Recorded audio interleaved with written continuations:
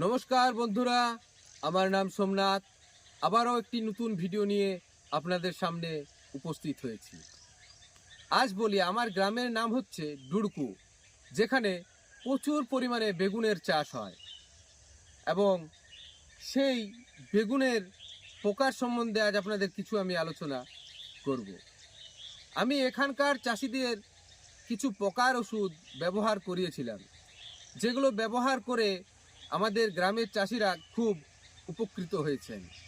সেই সমস্ত কিছু ওষুধের নাম আপনাদের আমি বলবো, আপনারাও ব্যবহার করুন এবং খুব উপকৃত হবেন যদি আপনারা এই ওষুধগুলো ব্যবহার করেন। আপনাদেরকে বলি, আপনারা ব্যবহার করতে পারেন ধানুকা কোম্পানির লেনোভো, ট্রপিক্যাল কোম্পানির হাকিমা, ভাইগো এবং মুমেন্টো, এটা হচ্ছে বায়ার কোম্পানির ওষুধ। সিমোডিস, এটা হচ্ছে সিনজেন্টা কোম্পানির ওষুধ।